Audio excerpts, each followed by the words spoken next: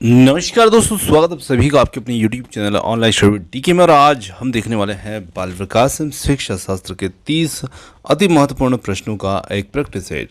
तो यहाँ पर ये प्रश्न उपयोगी होंगे आपके लिए आने वाली आपकी कोई भी टाटा एग्जाम जिसकी तैयारी में आप लगे हुए हैं। निश्चित रूप से सीडीपी जो है वो तो सभी एग्जामों में, सभी टाटा एग्जाम में पूछा ही जाता है। तो चलिए स्टार्ट करते हैं और देखते हैं आज के हमारे शिक्षा मनोविज्ञान से संबंधित 30 अति महत्वपूर्ण प्रश्न।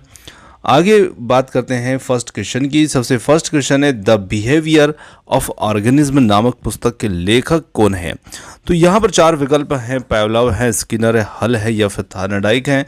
तो देखिए यहाँ पर द बिहेवियर ऑफ ऑर्गेनिज्म नामक पुस्तक के जो लेखक हैं वो है स्किनर और इनके द्वारा यह पुस्तक लिखी गई है। तो बी विकल्प होगा इसमें सही उत्तर। और अगले प्रश्न की ओर बढ़ते अगला प्रश्न आता है छात्रों में सही व्यवहार के प्रशिक्षण हेतु सर्वाधिक महत्वपूर्ण क्या है। देखिए जब छात्रों में हम सही व्यवहार का प्रशिक्षण है तो सबसे ज़्यादा महत्वपूर्ण क्या है, तो यहाँ पर पुरस्कार, दंड, प्रशंसा या फिर सही व्यवहार का प्रस्तुतिकरण। तो देखिए छात्रों में सही व्यवहार के प्रशिक्षण है तो सबसे ज़्यादा सर्वाधिक महत्वपूर्ण होगा सही व्यवहार का प्रस्तुतिकरण और विकल्प डी होगा यहाँ पर सही उत्तर। क्योंकि जब हम खुद ही सही व्यवहार का प्रस्तुतिकरण करेंगे तो छात्र उसका अनुकरण जरूर करेंगे और डी विकल्प होगा इसके साथ उत्तर। आगे बढ़ते हैं अगले प्रश्न की ओर। निम्न में से कौन से समावेशी शिक्षा की एक विशेषता नहीं है। तो देखिए यहाँ पर जो विशेषता नहीं है उसे हमें उत्तर के रूप में चयन करना है। समावेशी शिक्षा एक सतत प्रक्रिया है या कोई उपार्जित अवस्था या उत्पाद नहीं है। बी, यह केवल विशेष आवश्यकता वाले बच्चों के छात्रों को सीखने में अभिवृद्धि करती है। और डी है सी है यहाँ पर यह दिव्यांग बालकों को देखभाल और उनकी शिक्षा और व्यक्तिगत विकास की सेवा में बदलाव है। डी, यह सभी विद्यार्थी की क्षमताओं को अधिकतम स्तर तक बढ़ाना चाहती है। तो देखिए यहाँ पर बात कर रहे हैं हम समावेशी शिक्षा के, और समावेशी शिक्षा जो है वो सिर्फ एक किसी विशेष बालक पर ही निर्भर नहीं रहती है, वो सभी विद्यार्थियों की क्षमताओं को उनके अधिकतम स्तर तक बढ़ाना चाहती है। तो यहाँ पर बी जो है जो कि एक विशेषता के रूप में नहीं होगा वो यहाँ पर हमारा उत्तर होगा, गलत उत्तर बी वाला। चलिए आगे बढ़ते अगले प्रश्न की ओर। शिक्षण की अंतःक्रियात्मक अवस्था में मुख्य संक्रिया होती है। तो यहाँ पर मुख्य संक्रिया क्रिया और प्रतिक्रिया के निदान की, प्रत्यक्षीकरण की या फिर डी है उपरोक्त सभी की। तो शिक्षण की अंतर्क्रियात्मकता अवस्था में मुख्य संक्रिया जो होती है वो होती है उपरोक्त सभी की और डी विकल्प होगा इसमें सही उत्तर।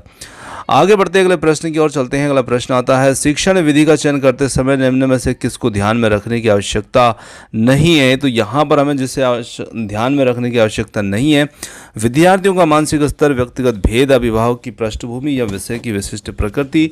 तो यहाँ पर हम कह सकते हैं कि शिक्षण विधि का चयन करते समय जिससे हमें ध्यान में रखने की आवश्यकता नहीं है वो है अभिभावक की पृष्ठभूमि। तो सी विकल्प होगा यहाँ पर सही उत्तर। चलिए आगे बढ़ते हैं अगले प्रश्न की ओर। अधोलिखित में गणित संबंधी अधिगम अक्षमता को कौन सा पद यहाँ पर परिभाषित करता है।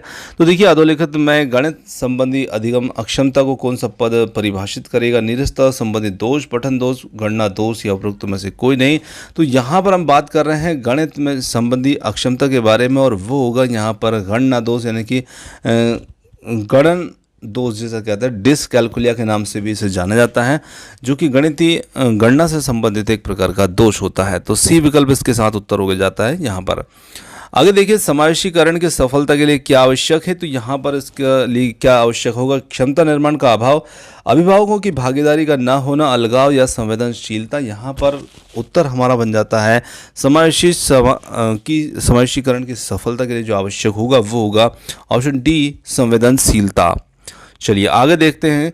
एक छात्र पढ़ रहा है, उसका नाम लेकर किसी ने बुलाया, निम्न में से किस संवेदना के द्वारा वह छात्र अपनी अनुक्रिया प्रकट करेगा। यहाँ पर दृष्टि संवेदना, स्पर्श संवेदना, ध्वनि संवेदना या फिर प्रत्यक्षणा संवेदना। तो यहाँ पर छात्र जो है जब उसे निश्चित रूप से किसी ने उसका नाम लेकर बुलाया है तो वो छात्र अपनी अनुक्रिया प्रकट करेगा ध्वनि संवेदना के माध्यम से। सी विकल्प इसमें होगा सही उत्तर। आगे चलते अगले प्रश्न की ओर बात करते हैं। क्रेशमर ने व्यक्तित्व को निम्न में से किस प्रकार या कितने प्रमुख प्रकारों में वर्गीकृत किया है। तो यहाँ पर है कृशकाय यानी कि दुर्बल, सुडौलकाय, घोलकाय या फिर डी उपरोक्त सभी प्रकार से। तो ये जो वर्गीकरण है ये क्रेशमर के द्वारा दिया गया वर्गीकरण है जिसमें इन्होंने तीनों प्रकारों में वर्गीकृत किया है और डी विकल्प होगा इसमें सही उत्तर। आगे बढ़ते हैं, अधिगम वक्र में पठार बनता है। तो अधिगम के वक्र में पठार कब बनता है? तो देखिए उसके कई सारे कारण होते हैं, पर यहाँ पर जो कारण दिए हैं उनमें सिर्फ एक ही कारण यहाँ पर मिलेगा हमें, परिपक्वता के कारण, अभिप्रेरणा के कारण, थकान के कारण, अभिरुचि के कारण। तो देखिए यदि हम बात करें अधिगम में वक्र में पठार बनने की, तो यहाँ पर जो एक कारण दिया है वो है थकान के कारण। तो सी विकल्प होगा इसमें हमारा सही उत्तर, जो कि अधिगम में पठार का कारण बनता है। स्टैनफोर्ड बिने परीक्षण मापन करता है। तो ये परीक्षण किसका मापन करता है? व्यक्तित्व का, पढ़ने की दक्षता का, बुद्धि का, या फिर डी है उपरोक्त में से कोई और किसी का भी नहीं। तो देखिए ये जो स्टैनफोर्ड बिने परीक्षण मापन है ये करता है बुद्धि का मापन करता है, और सी विकल्प होगा इसमें यहाँ पर हमारा सही उत्तर। आगे बढ़ते हैं अगले प्रश्न की ओर। अंतर्मुखी व्यक्तित्व एवं बहिर्मुखी व्यक्तित्व का वर्गीकरण जो है ये करने वाले कौन थे? फ्रायड थे, युंग थे, मन थे, ऑलपोर्ट थे। तो यहाँ पर हम बात करें यदि कि अंतर्मुखी व्यक्तित्व एवं बहिर्मुखी व्यक्तित्व के वर्गीकरण करने वाले वो थे यहाँ पर युंग, और बी विकल्प होगा इसका सही उत्तर। आगे देखें अगले प्रश्न को। बच्चों के सामाजिक विकास को प्रभावित करने वाले कारक कौन कौन से हैं? यहाँ पर है आर्थिक तत्व, सामाजिक परिवेशजन्य तत्व, शारीरिक तत्व, वंशानुगत तत्व। तो बच्चों के सामाजिक विकास को प्रभावित करने वाले कारक में यदि हम देखें तो यहाँ पर उत्तर हो जाता है बी विकल्प, सामाजिक परिवेशजन्य तत्व, और बी विकल्प होगा इसमें हमारा सही उत्तर। चलिए आगे देखें। विकास के परिणाम स्वरूप नवीन विशेषताएं और नवीन योग्यताएं प्रकट होती, ये कथन देने वाले कौन थे? तो यहाँ पर ये कथन गैसेल, हर्लॉक, मेरेडिथ या फिर डगलस और हॉलैंड। तो यहाँ पर सही उत्तर हमारा जो हो जाता है वो हो जाता है विकल्प बी, हर्लॉक। तो यहाँ पर होगा बी विकल्प, हर्लॉक। चलिए, ब्रेल लिपि एम टैप रिकॉर्डिंग के लिए किसके लिए शैक्षिक प्रावधान के रूप में प्रयुक्त की जा सकते हैं? यहाँ पर है श्रवण बाधित विद्यार्थी, दृष्टि बाधित विद्यार्थी, अस्थि बाधित विद्यार्थी या शारीरिक रूप से विकलांग विद्यार्थी। तो यहाँ पर यदि हम बात करें तो ब्रेल लिपि एम टैप रिकॉर्डिंग जो है ये किसके लिए शैक्षिक प्रावधान के रूप में प्रयुक्त किए जा सकते हैं? तो ये किए जा सकते हैं दृष्टि बाधित विद्यार्थी के रूप में, बी विकल्प के साथ इसमें हमारा सही उत्तर होगा। आगे देखिए, आगे बात करें CWSN का क्या अर्थ होगा? तो CWSN का क्या अर्थ होगा? विशिष्ट आवश्यकता वाले बच्चे, मजबूत आवश्यकता वाले बच्चे, एकांगी आवश्यकता वाले बच्चे या फिर मृदु आवश्यकता वाले बच्चे। तो यहाँ पर हमारा सही उत्तर जो होगा वो हो जाएगा विशिष्ट आवश्यकता वाले बच्चे, और विकल्प ए जो होगा वो इसमें हमारा सही उत्तर होगा। चलिए आगे देखें। जो संबंध स्किनर का चूहों से, थायरॉइड का बिल्लियों से था, वही संबंध जो है कोलर का किससे है? बंदरों से, कुत्तों से, मुर्गियों से, या फिर डी है वन मानुषों से। तो यहाँ पर सही उत्तर बनेगा हमारा विकल्प डी, वन मानुषों से। तो डी विकल्प होगा यहाँ पर हमारा सही उत्तर। चलिए आगे देखें। निम्न में से कौन सा शिक्षण का स्तर नहीं है? यहाँ पर हमें देखना है शिक्षण के स्तर को, स्मृति, बोध, चिंतन या फिर वर्णन। तो निम्न में से कौन सा शिक्षण का स्तर नहीं है? यहाँ पर होगा विकल्प डी, वर्णन। चलिए आगे देखें। तो अगला प्रश्न आता है, किसी भी नई भाषा को सीखने के लिए कहाँ से प्रारंभ किया जाना चाहिए? अक्षर व शब्दों के मध्य सहचारी से, या फिर वाक्यों के निर्माण से, शब्दों के निर्माण से, डी है उपरोक्त में से कोई नहीं। तो किसी भी नई भाषा को सीखने के लिए प्रारंभ कहाँ से किया जाना चाहिए? अक्षर व शब्दों के मध्य सहचारी से, विकल्प ए होगा इसके लिए सही उत्तर। समावेशी कक्षा में किस प्रकार के छात्र या छात्रा शामिल होते हैं या होते हैं? तो यहाँ पर केवल विशिष्ट छात्र या बी है सामान्य और विशिष्ट छात्र, केवल सामान्य छात्र बी, डी है बहुभाषी और प्रतिभाशाली छात्र। तो देखिए यदि बात करें हम समावेशी कक्षा की, तो समावेशी कक्षा जो होती है वो सामान्य और विशिष्ट सभी प्रकार के छात्रों को शामिल करती है। सामान्य में भी बच्चे आ जाते हैं और विशिष्ट में भी सभी बच्चे शामिल हो जाते हैं। तो यदि सामान्य और विशिष्ट दोनों को ही मिला लेते हैं तो उसमें सभी प्रकार के छात्र छात्राएं शामिल हो जाते हैं। दूसरा विकल्प इसके लिए हो जाएगा सही उत्तर। चलिए आगे देखें। इनमें से कौन मनोवैज्ञानिक भाषा विकास से संबंधित है? तो भाषा विकास से पावलोव, बिने, चॉम्स्की या फिर है मॉस्लो। तो भाषा विकास से संबंधित मनोवैज्ञानिक यहाँ पर है चॉम्स्की, और सी विकल्प होगा इसके साथ उत्तर। आगे देखिए अगला प्रश्न आता है, थायरॉइड ने अपने सिद्धांत को किस शीर्षक से सिद्ध किया है? संज्ञानात्मक अधिगम, अधिगम की प्रयास, एम्भूल संकेत अधिगम स्थान अधिगम, तो यहाँ पर हम कह सकते हैं थार्डनाइक ने अपने सिद्धांत को किस शीर्षक से सिद्ध किया है, तो उन्होंने किया है अधिगम की प्रयास एम्भूल सिद्धांत से, यानी कि प्रयास और भूल के सिद्धांत के नाम से भी इनका सिद्धांत जो है जाना जाता है। और बी विकल्प होगा इसमें यहाँ पर सही उत्तर। आगे देखिए, क्रिया प्रसूत अनुबंधन का दूसरा नाम क्या है, तो इस सिद्धांत का दूसरा नाम क्या है? समीपस्थ अनुबंधन, नैमित्तिक अनुबंधन, प्राचीन अनुबंधन या फिर चिन्ह अनुबंधन। तो यहाँ पर क्रिया प्रसूत अनुबंधन का दूसरा नाम जो है वो है नैमित्तिक अनुबंधन, और बी विकल्प होगा इसमें सही उत्तर।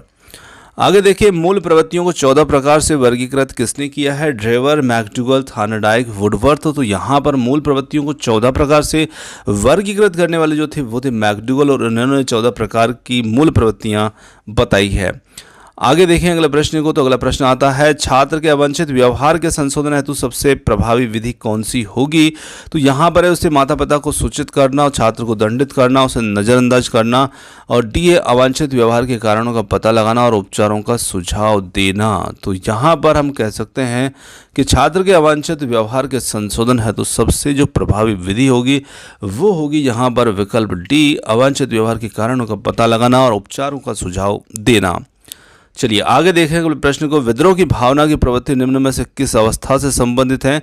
बाल्यावस्था, शैशवावस्था, पूर्व किशोरावस्था या फिर मध्य किशोरावस्था। तो यहाँ पर विद्रोह की जो भावना देखने को मिलती है वो मिलती है हमें पूर्व किशोरावस्था में, सी विकल्प होगा इसके साथ उत्तर। आगे देखिए अगला प्रश्न आता है, सीखने की वह अवधि जब सीखने की प्रक्रिया में कोई उन्नति नहीं होती है उसे हम क्या कहते हैं? तो सीखने का वक्र, सीखने का पठार, स्मृति, अवधान। तो वो स्थिति जो होती है जहाँ पर सीखने की प्रक्रिया में कोई उन्नति नहीं होती नज़र नहीं आ रही है तो उसे हम सीखने का पठार ही कहते हैं, और बी विकल्प होगा इसमें यहाँ पर सही उत्तर। चलिए आगे बढ़ते हैं अगले प्रश्न की ओर। अगला प्रश्न आता है, बुद्धि के तरल क्रिस्टली प्रतिमान के प्रतिपादक कौन थे? कैटल है, थार्नडाइक, वर्नन है, या स्किनर है। तो यहाँ पर बुद्धि के तरल क्रिस्टली प्रतिमान सिद्धांत के प्रतिपादक के रूप में जो है वो है यहाँ पर कैटल, और विकल्प ए इसमें सही उत्तर होगा। आगे देखिए, शिक्षण के हेतु मानसिक उद्वेलन प्रतिमान का प्रयोग निम्न में से किसके सुधार हेतु किया जाता है? समझ, अनुप्रयोग, सृजनात्मकता या समस्या समाधान। तो यहाँ पर हम कह सकते हैं कि यहाँ पर होगा सृजनात्मकता के हेतु मानसिक उद्वेलन प्रतिमान का प्रयोग किसके सुधार हेतु किया जाता है? सृजनात्मकता, सी विकल्प होगा इसमें यहाँ पर सही उत्तर। चलिए आगे देखें, गोलमेन निम्न में से किससे संबंधित है? तो यहाँ पर सामाजिक बुद्धि, संवेगात्मक बुद्धि, आध्यात्मिक बुद्धि या फिर सामान्य बुद्धि।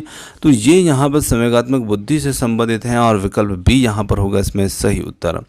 दोस्तों यहाँ पर आज के हमारे 30 अति महत्वपूर्ण प्रश्न जो कि बाल विकास शिक्षा शास्त्र संबंधित थे ये समाप्त होते हैं। क्वेश्चन आपको कैसे लगे कमेंट्स करके जरूर बताइएगा। वीडियो पसंद आया हो तो वीडियो को लाइक, शेयर और चैनल को सब्सक्राइब करना मत भूलिएगा। आपने जो समय दिया उसके लिए बहुत बहुत धन्यवाद। थैंक्स फॉर वॉचिंग, और मिलते हैं जल्द ही एक और नए किसी वीडियो के साथ। धन्यवाद।